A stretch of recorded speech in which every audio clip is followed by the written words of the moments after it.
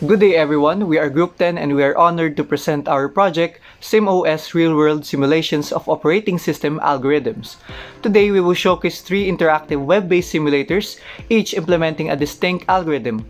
The first-in first-out algorithm for page replacement, the first-come first-served algorithm for CPU scheduling, and the banker's algorithm for deadlock avoidance. These systems demonstrate real-world applications of operating system principles, and we invite you to explore their functionality and significance. Our first system is the Airline Catering FIFO Simulator, which implements the FIFO page replacement algorithm. This simulator models memory management using an intuitive airline catering analogy where a limited capacity frost station processes premium ingredients in a first-in, first-out order, reflecting how operating systems handle page requests within constrained memory frames. The FIFO algorithm is a cornerstone of memory management in operating systems. It operates within a fixed number of memory frames, such as 4 pages.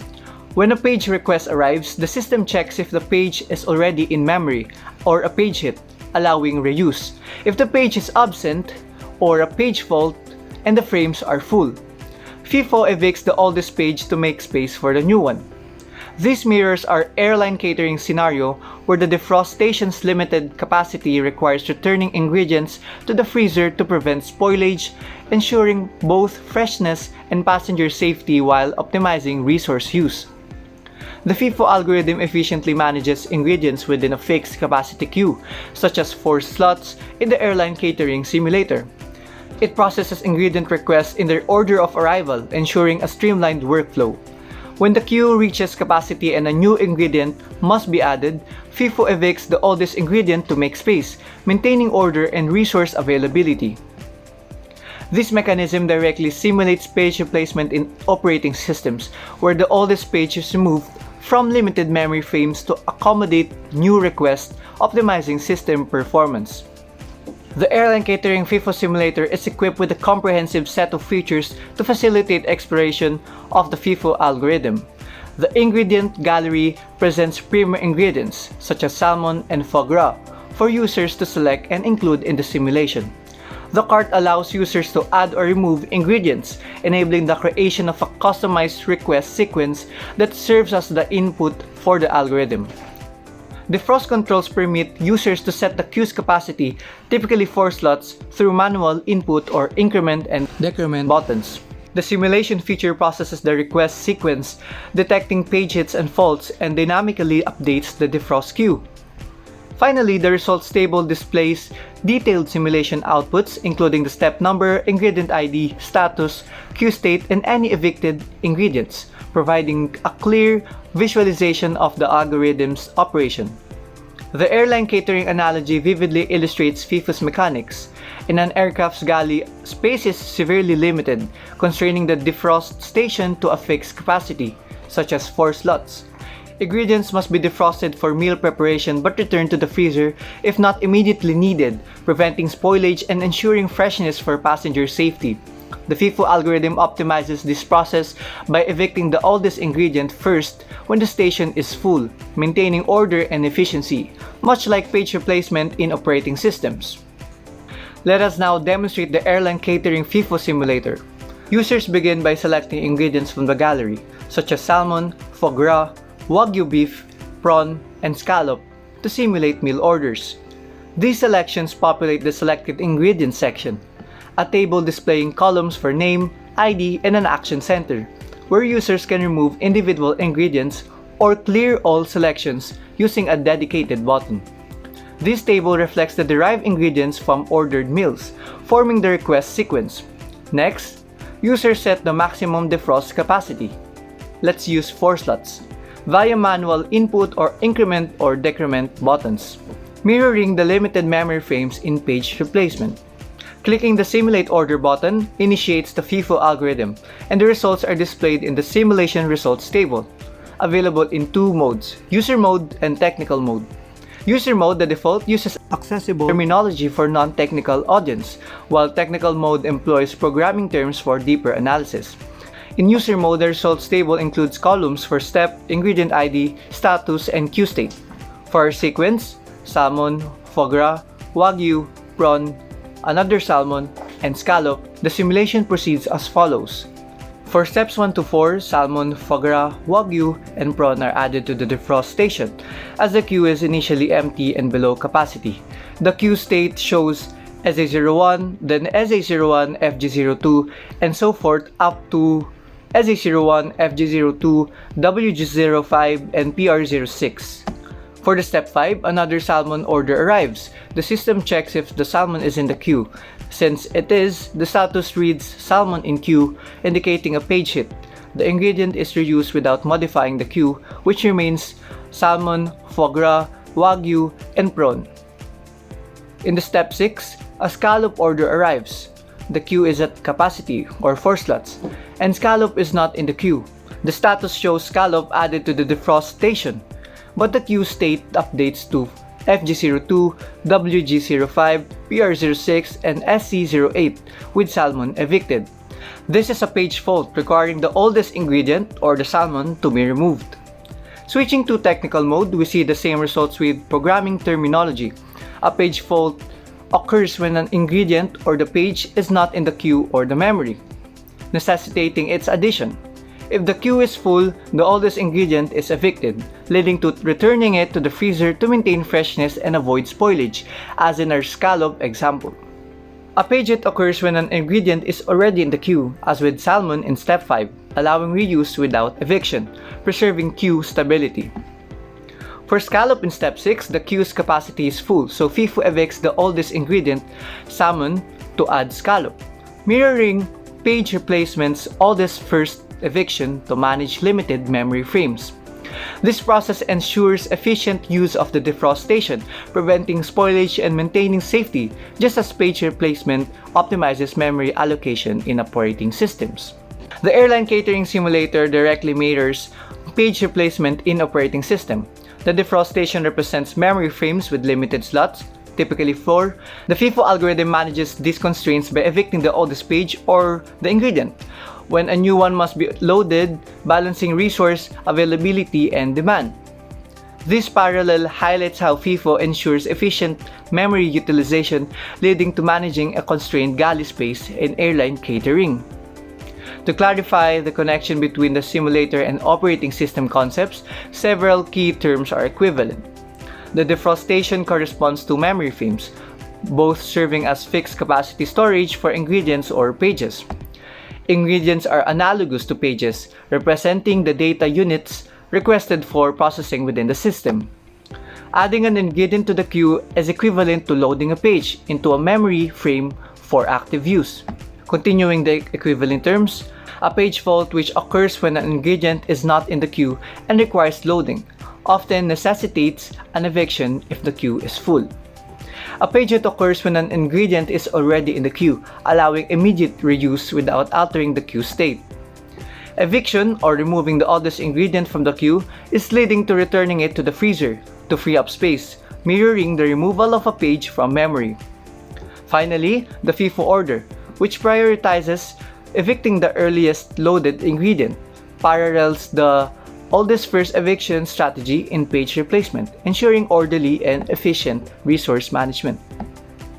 So that concludes our exploration of the airline catering FIFO simulator. Let us now proceed to the FCFS Print Queue Manager and Bankers Algorithm Simulator to further demonstrate real-world applications of operating system algorithms. Here we have the first come first serve CPU scheduling algorithm shown through a print queue manager. For the program overview, the first come first serve print queue manager is a web-based application developed using HTML, CSS, and JavaScript to simulate the first come first serve CPU scheduling algorithm in a print queue environment. It allows users to input print jobs with document names and page counts, which are then processed in the order they arrive. So here we have the key features. We have the job additions, wherein users can input document names and input the amount of pages to be printed in the document. The arrival times are then automatically generated.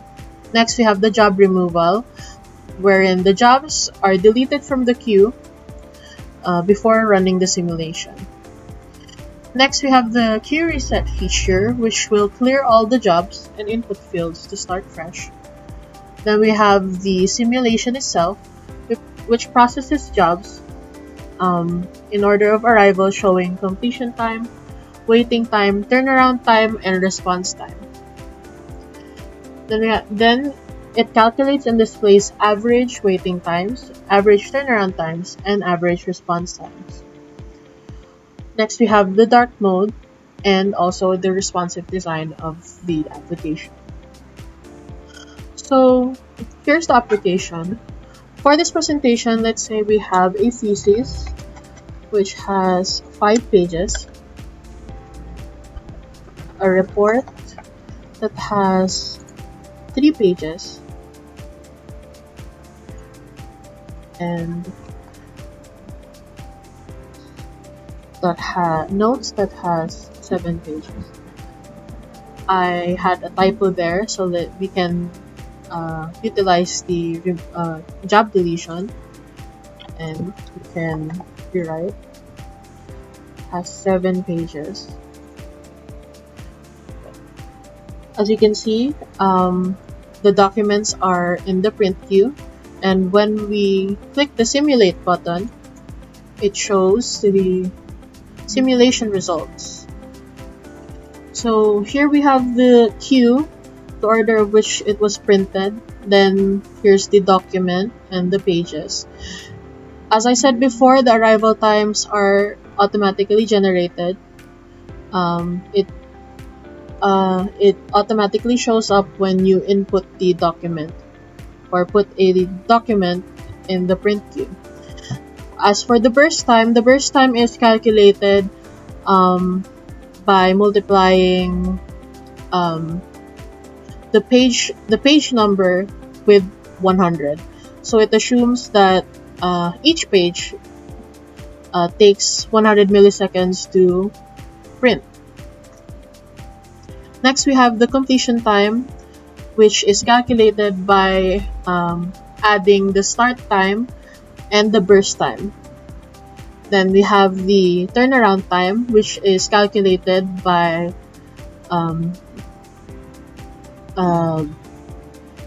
completion time minus arrival time. Then the waiting time is calculated by turnaround time minus burst time, and then the response time is calculated by the start time minus the arrival time. Here, as you can see, the application also displays the average, displays or calculates the average turnaround time, average waiting time, and the average response time. So, if you want to input a new queue, or if you want to reset everything, you can use the reset form button or the queue reset feature, as you can see.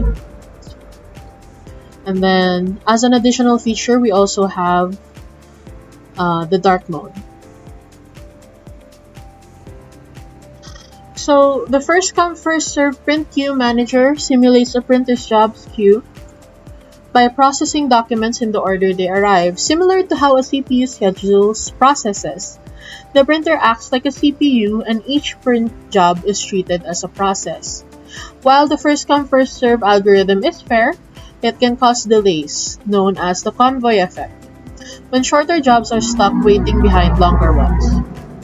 So that is all for the first come first serve CPU scheduling algorithm shown through a print queue manager. Thank you. So here is the banker's algorithm, Restaurant Resource Management Simulator. Next slide.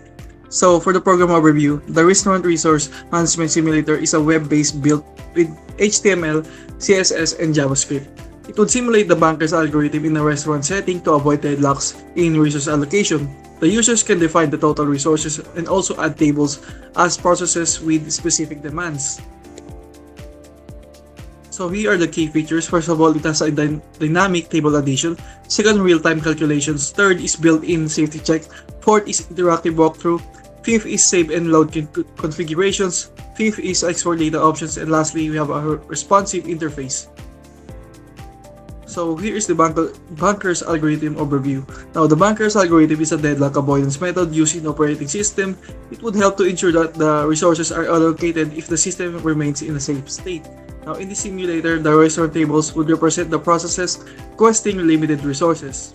I'll be explaining when it comes to how algorithm works on our program. So the algorithm starts by initializing the key values, the total resources. Next are of course the maximum demand, and lastly is a safe sequence to record the order of completion. And next, it then processes each table's request while validating.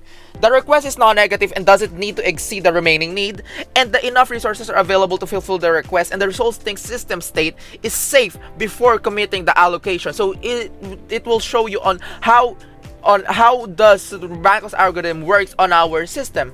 So next slide, I'll just be showing you a demo on how the safety check process work on our program, and of course the output and simulation results in our demo. So if we're going now to our program on here, in here we have the restaurant resource allocation. So as we can see here, we have the total resources, the allocated resources, and the available resources. The available resources, these are the work. And this basically means this is our available resources that we can provide to the customers in the restaurants who are coming in and out. It's actually one of the main key reasons on why we've chosen restaurant resource allocation, because there is only a finite amount of resources that can be used in and out of customers going in our restaurants. So as we can see here on our resources, on our total resources, for example, in our inventory, we have seats, plates, menus, utensils, and staff. So we have a total of 10, 28, 8, and 40, and 4 respectively. And now we have allocated these resources to the customers who are already inside our restaurants. So for example, there's already table 1 and table 2, and we've allocated on those two tables 6, 8, 1, 16, and 1 respectively. And to get the work, the available resources on our program is we've just subtracted the total resources minus the allocated resources what we have given them. And now we have 4 seats, 20 plates, 7 menus, 24 utensils, and 3 staff. This means that these are the only available resources that we can provide if they ever requested or if they ever need something. Now, on table 1, we can see here that they have a maximum of 6, 11, 3, 5, and 1 resources respectively, meaning this might be the possible highest amount they need.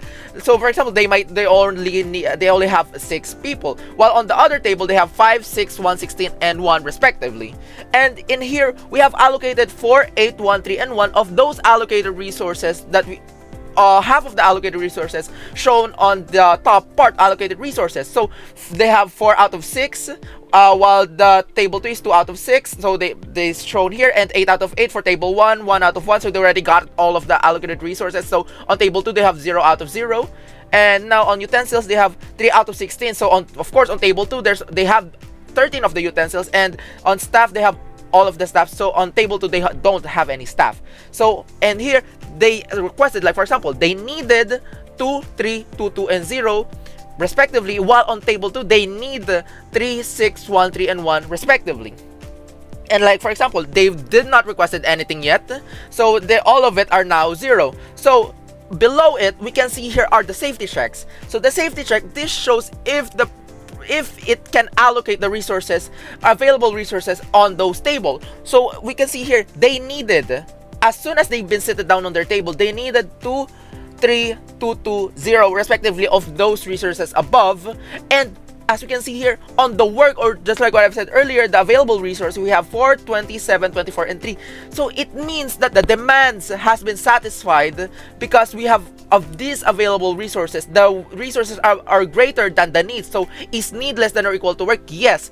And once they have been satisfied, or now once they have left the building or restaurant, the ones that we've allocated to them, the 4, 8, 1, 3, and 1, are now been given back to the available resources. So now it can be granted to the next table. So we have now a total of 8, 28, 8, 27, and 4 of those following resources. Now let's go to table 2.